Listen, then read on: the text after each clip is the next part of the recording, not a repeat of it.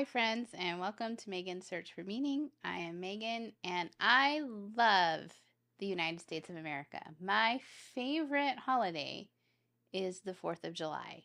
And if you come into my home, you will find that my entire dining room is dedicated to America and all of the family members that we have served in our country. And so it is something that is near and dear to my heart.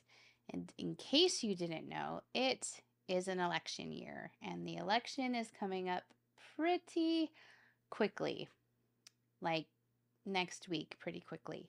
So I was thinking about that, and do you know what it feels like when we are in an election year in this country?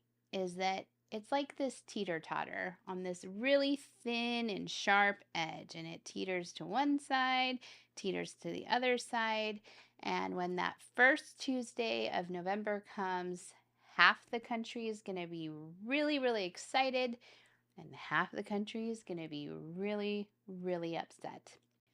And when that happens, it, to me at least, feels like the country is being ripped apart like a piece of paper. And that can be discouraging. That can make you feel like things are hopeless and it's just not a fun place to be. So I decided to do an internet search to see kind of what is trending right now, about a week and a half out from the current election. And do you know what I found? I found that the most popular internet searches are for football games, fantasy football, football players, the World Series, and movies. There were millions and millions of searches for these things, and there were a few political things and people mixed in with those search terms.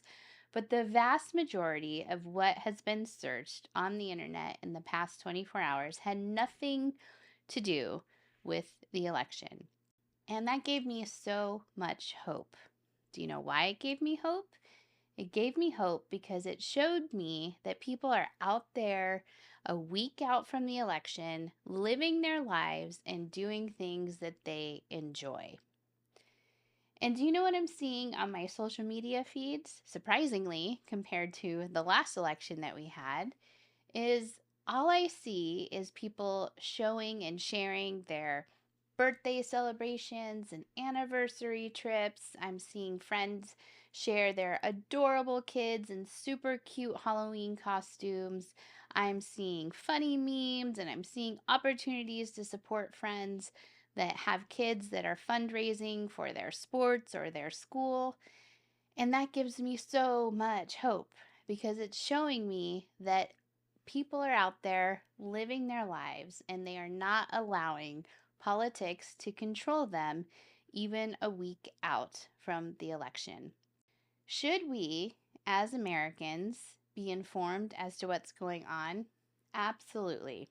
And should we vote? Definitely, if you're an American citizen. But what I will say is that once you have decided who it is that you are voting for, don't play into the political machine. Don't listen to the ads. Don't worry about the text messages or the surveys. Throw away the mailers that come in. Once you've decided, stop engaging in that whole system. Why? Because I'm not really sure who they are, but they want us to fight against each other. They want you to think that the other side, from whatever you believe and wherever you stand, that they are the enemy. And when we are engaged in that type of combat against each other, we aren't really paying attention to what is actually happening in our country. I know I have my tinfoil hat on. Just hear me out for a second, okay? We can't be paying attention to what's actually happening if I am arguing with my family members over Thanksgiving dinner about politics, trying to prove that I am the correct one. I cannot build bridges. I cannot have relationships with people if that is how I'm treating them. My goal as a believer in Jesus is that I am to love people and build bridges.